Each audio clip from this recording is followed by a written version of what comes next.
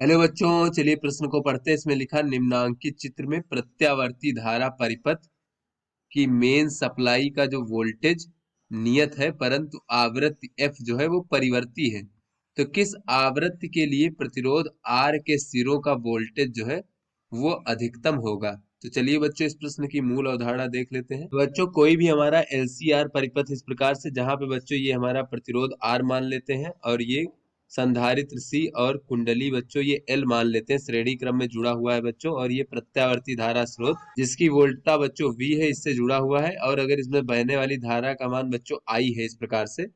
और बच्चों इसमें प्रतिरोध के सिरों पर विभवांतर वी आर और संधारित्र के सिरों पर विभवांतर वीसी और कुंडली के सिरों के बीच विभवांतर वीएल मान लेते हैं।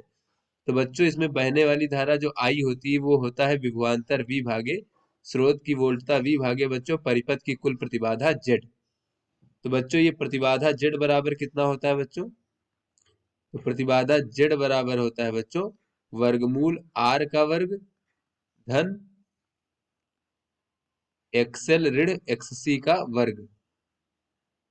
तो बच्चों यहाँ पर अगर हम देखें तो अगर हम इसमें से ये बच्चों बहने वाली धारा आई का मान जो होगा ये वी आर बराबर वी आर भागे आर के बराबर भी होगा। इसी प्रकार से बच्चों वी सी भागे एक्स सी के बराबर होगा और वी एल भागे एक्स एल के बराबर होगा। तो बच्चों वी आर क्या है? ये प्रतिरोध के सिरों के बीच विभवांतर है, और भागे बच्चों इस प्रतिरोध का जो प्रतिरोध द्वारा उत्पन्न अवरोध यानी कि आर है। और फिर बच्चों ये किसके बराबर हो जाएगा? वीसी क्या है बच्चों? संधारित्र के सिरों के बीच विभवांतर भागे बच्चों एक्ससी क्या है? ये हमारा संधारित्र द्वारा उत्पन्न अवरोध यानी कि धारितीय प्रतिघात। इसी प्रकार बच्चों वीएल भागे एक्सएल के बराबर होगा। तो बच्चों ये जो प्रेरण कुंडली द्वारा प्रतिघात एक्सएल होता है बच्चों, ये होता है हमारा 2 पाई एफ एल। एल क्या है बच्चों? कुंडली का प्रेरकत्व। और बच्चों एफ क्या है? धारा की आवृत्ति। इसी प्रकार बच्चों धारितीय प्रतिघात एक्ससी का मान होता है 1/2 पाई एफ सी। तो चलिए बच्चों अपने प्रश्न को हल करते हैं। बच्चों इस प्रश्न में कहा जा रहा है कि ये हमारा परिपथ है बच्चों, जिसमें ये प्रतिरोध आर, ये संधारित्र जिसकी धारिता दिया गया है 1/पाई माइक्रोफैरड, और कुंडली दिया गया है जिसकी स्वाप्रेरकत्व 1/पाई हेनरी है। और बच्चों ये वी जो है स्रोत की वोल्टता है। तो बच्चों कहा जा रहा है किस आवृत्ति के लिए प्रतिरोध आर के सिरों पर वोल्टेज अधिकतम होगा। तो बच्चों ये प्रतिरोध आर के सिरों पर वोल्टेज वी आर होता है, तो वी आर बराबर अगर देखें बच्चों तो क्या हो जाएगा यहाँ से? तो वी आर बराबर हो जाएगा बहने वाली धारा आई गुड़े आर। बच्चों ये वी आर बराबर होता है बहने वाली धारा आई गुड़े आर।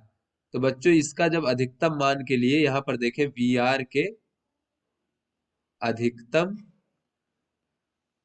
मान के लिए, तो बच्चों आर का मान तो निश्चित है, तो वी आर का मान अधिकतम कब होगा? जब हमारी बहने वाली धारा का मान अधिकतम होगा। यानी मान के लिए बच्चों आई का मान अधिकतम होना चाहिए, क्योंकि बच्चों आर जो प्रतिरोध है वो तो नियत है। तो आई का मान जब अधिकतम होगा तभी हमारा जो विभवांतर है बच्चों प्रतिरोध के सिरों पर उसका मान अधिकतम होना चाहिए। तो बच्चों आई का मान कैसे अधिकतम हो सकता है? तो आई बराबर होता है स्रोत की वोल्टता वी भागे परिपथ का कुल प्रतिबाधा। तो बच्चों यहाँ पर कहा जा रहा है कि मेन सप्लाई का वोल्टेज जो है वो नियत है, यानी बच्चों वी का मान तो नियत है।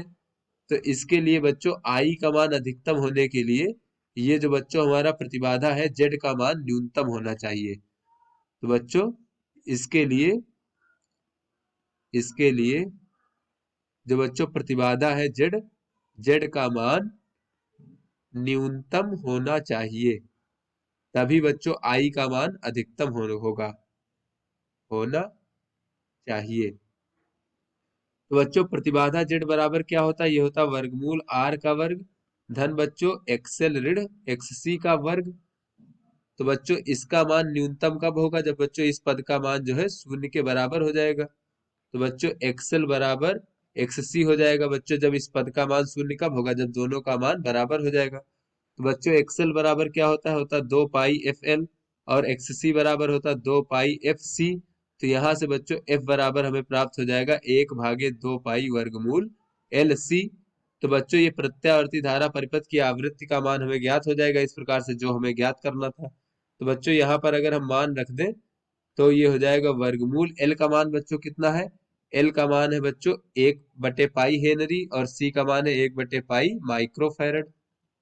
तो बच्चों एल का मान है 1/पाई और सी का मान कितना है? 1/पाई माइक्रोफैरड। तो बच्चों इसे गुणे में 10⁻6 फैरड कह सकते हैं। तो यहाँ से बच्चों अगर हम देखें तो ये 10⁻6 वर्गमूल के बाहर आएगा, तो 10⁻3 हो जाएगा, ऊपर जाएगा बच्चों 10⁻³ हो जाएगा, जिसे हम 1000 कह सकते हैं बच्चों। और नीचे हो जाएगा बच्चों 2 पाई। और बच्चों वर्गमूल के अंदर 1/पाई दो बार है, तो एक बार बाहर आ जाएगा, तो ये पाई से पाई कट जाएगा। तो इस प्रकार से बच्चों आवश्यक प्रत्यावर्ती धारा परिपथ की जो आवृत्ति है, जो कि आवश्यक है बच्चों, उसमें प्रतिरोध के सिरों के बीच वोल्टेज का मान अधिकतम, उसके लिए आवश्यक आवृत्ति एफ का मान हो जाएगा 1000/2 यानी कि 500 हर्ट्स। तो बच्चों ये हमारा उत्तर हो गया। तो आशा करते हैं आपको समझ में आ गया होगा। धन्यवाद।